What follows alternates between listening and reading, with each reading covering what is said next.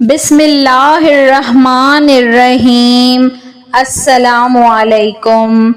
درخت چل کر آ گیا۔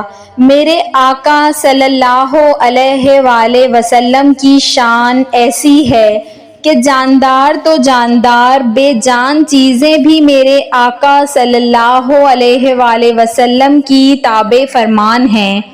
چنانچہ حضرت عبداللہ بن عمر رضی اللہ تعالی عنہ فرماتے ہیں کہ ہم لوگ رسول اللہ صلی اللہ علیہ وآلہ وسلم کے ساتھ ایک سفر میں تھے۔ ایک اعرابی آپ صلی اللہ علیہ وآلہ وسلم کے پاس آیا۔ آپ صلی اللہ علیہ وآلہ وسلم نے اس کو اسلام کی دعوت دی۔ اس اعرابی نے پوچھا، کیا آپ صلی اللہ علیہ وآلہ وسلم کی نبوت پر کوئی گواہ بھی ہے؟ آپ صلی اللہ علیہ وآلہ وسلم نے ارشاد فرمایا کہ ہاں، یہ درخت جو میدان کے کنارے پر ہے میری نبوت کی گواہی دے گا۔ چنانچہ آپ صلی اللہ علیہ وآلہ وسلم نے اس درخت کو بلایا تو حیرت انگیز طور پر وہ درخت فوراً زمین چیرتا ہوا اپنی جگہ سے چل کر بارگاہ اقدس میں حاضر ہو گیا، اور اس نے بآواز بلند 3 مرتبہ آپ صلی اللہ علیہ وآلہ وسلم کی نبوت کی گواہی دی۔ پھر آپ صلی اللہ علیہ وآلہ وسلم نے اس کو اشارہ فرمایا تو وہ درخت واپس اپنی جگہ چلا گیا۔ بعض روایتوں میں یہ بھی ہے کہ اس درخت نے بارگاہ اقدس میں آ کر السلام علیکہ یا رسول اللہ کہا۔ اعرابی یہ معجزہ دیکھتے ہی مسلمان ہو گیا اور جوش عقیدت میں عرض کی، یا رسول اللہ صلی اللہ علیہ وآلہ وسلم، مجھے اجازت دیجیے کہ میں آپ صلی اللہ علیہ وآلہ وسلم کو سجدہ کروں۔ آپ صلی اللہ علیہ وآلہ وسلم نے ارشاد فرمایا کہ اگر میں خدا کے سوا کسی دوسرے کو سجدہ کرنے کا حکم دیتا تو عورتوں کو حکم دیتا کہ وہ اپنے شوہروں کو سجدہ کیا کریں۔ یہ فرما کر آپ صلی اللہ علیہ وآلہ وسلم نے خود کو سجدہ کرنے سے منع کر دیا۔ پھر اس نے عرض کیا کہ یا رسول اللہ صلی اللہ علیہ وآلہ وسلم، اگر آپ صلی اللہ علیہ وآلہ وسلم اجازت دیں تو میں آپ صلی اللہ علیہ وآلہ وسلم کی دست مبارک اور مقدس پاؤں کو بوسہ دوں۔ آپ صلی اللہ علیہ وآلہ وسلم نے اس کو اجازت دے دی۔ چنانچہ اس نے آپ صلی اللہ علیہ وآلہ وسلم کے مقدس ہاتھ اور مبارک پاؤں کو والہانہ عقیدت کے ساتھ چوم لیا۔ رسول اللہ صلی اللہ علیہ وآلہ وسلم کے اس معجزہ مبارک سے معلوم ہوا کہ درخت بھی آپ صلی اللہ علیہ وآلہ وسلم کے تابع فرمان تھے، اور وہ بھی آپ صلی اللہ علیہ وآلہ وسلم کے حکم کی تعمیل کرتے تھے۔ اور نہ صرف یہ کہ وہ آپ صلی اللہ علیہ وآلہ وسلم کے فرما بردار تھے، بلکہ آپ صلی اللہ علیہ وآلہ وسلم کو جانتے بھی تھے، جبھی تو اس درخت نے آپ صلی اللہ علیہ وآلہ وسلم کی نبوت کی گواہی بھی دی تھی۔ امام ترمذی رحمۃ اللہ علیہ لکھتے ہیں، حضرت جابر بن سمرہ رضی اللہ تعالی عنہ سے روایت ہے، حضور اکرم صلی اللہ علیہ وآلہ وسلم نے فرمایا، مکہ مکرمہ میں ایک پتھر ہے جو مجھے راتوں میں سلام کیا کرتا تھا۔ ناظرین کرام، رسول اکرم صلی اللہ علیہ وآلہ وسلم اللہ کے محبوب ترین نبی تھے۔ آپ کی شان نبوت یہ تھی کہ آپ سرکار صلی اللہ علیہ وآلہ وسلم جہاں سے گزرتے انسان و غیر انسانی قوتیں بھی آپ صلی اللہ علیہ وآلہ وسلم پر سلام اور درود بھیجا کرتی تھیں۔ یہ اللہ کریم کی اپنے محبوب نبی سے محبت کا اظہار ہے کہ اللہ خود اپنے نبی کریم صلی اللہ علیہ وآلہ وسلم پر درود و سلام بھیجتا ہے اور اپنی مخلوقات کو بھی اس کی ہدایت فرمائی۔ احادیث مبارکہ میں اللہ کے نبی کریم صلی اللہ علیہ وآلہ وسلم کے یہ معجزات بھی موجود ہیں کہ جب درختوں اور پتھروں نے آپ کو سلام کیا اور درود پڑھا۔ حضرت علی رضی اللہ تعالیٰ عنہ بیان کرتے ہیں، ہم مکہ میں حضور اکرم صلی اللہ علیہ وآلہ وسلم کے ہمراہ تھے۔ آپ صلی اللہ علیہ وآلہ وسلم مکہ کے گرد و نواح میں گئے تو راستے میں جو پتھر اور درخت آپ صلی اللہ علیہ وآلہ وسلم کے سامنے آتا تو وہ کہتا، السلام علیکہ یا رسول اللہ، یا رسول اللہ، آپ صلی اللہ علیہ وآلہ وسلم پر سلام ہو۔ اردن کے شمالی صحرا میں ایک درخت ایسا بھی ہے جو گزشتہ 1400 سال سے آج بھی ہرا بھرا ہے، اور اس کے بارے میں بتایا جاتا ہے کہ یہ درخت کے نیچے نبی کریم صلی اللہ علیہ وآلہ وسلم نے آرام فرمایا تھا۔ اس درخت کے ارد گرد سینکڑوں کلومیٹر تک کوئی درخت یا پودا نہیں ہے، اور یہ درخت تنہا لقودق صحرا میں کھڑا ہے، جو اس بات کا ثبوت ہے کہ اللہ نے اس درخت کو آج بھی قائم رکھا ہے، اور اس درخت کو جو اعزاز حاصل ہے وہ کسی اور درخت کو حاصل نہیں ہے، جس کی وجہ سے اسے صحابی درخت بھی کہا جاتا ہے۔ اور یہ اللہ کی قدرت ہے کہ یہ درخت صدیاں گزر جانے کے بعد بھی صحیح سلامت ہے۔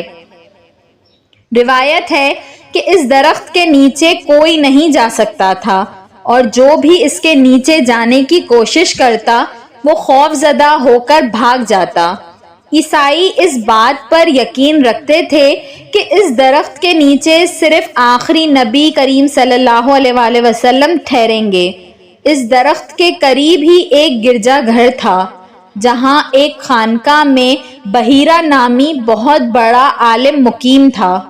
یہ اس علاقے میں بڑی قدر و منزلت سے دیکھا جاتا تھا۔ بحیرہ ایک گوشہ نشین شخص تھا، اپنی خانقاہ سے باہر نہیں نکلتا تھا، اور شہر کے لوگوں سے اس کے روابط بالکل نہیں تھے۔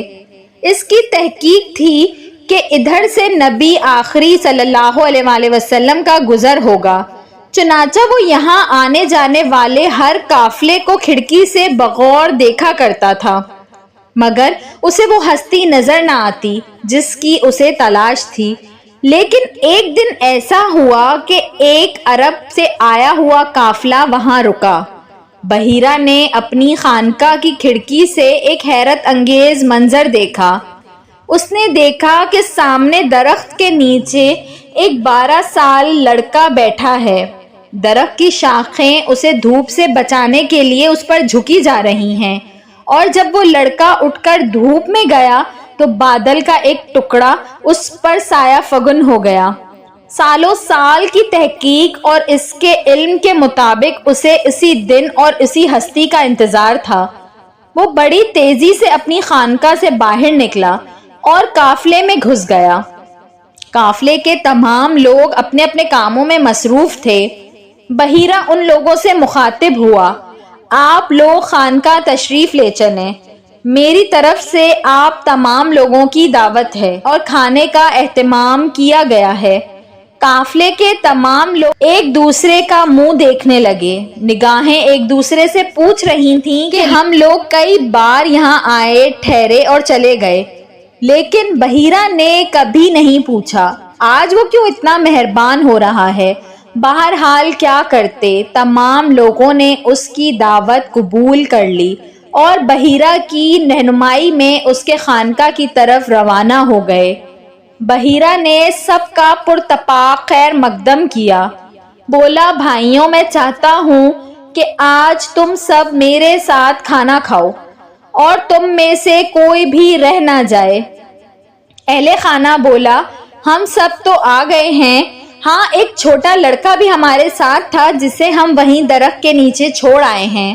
بحیرہ نے کہا، نہیں نہیں، لڑکا ہے تو کیا ہوا، اس کو بھی بلاؤ، وہ بھی ہمارے ساتھ یہیں کھانا کھائے گا۔ اس سے سب کی حیرانی اور بڑھ گئی کہ ایک تو یہ خلاف معمول دعوت اور اس پر یہ بھی اصرار کہ کوئی رہ نہ جائے۔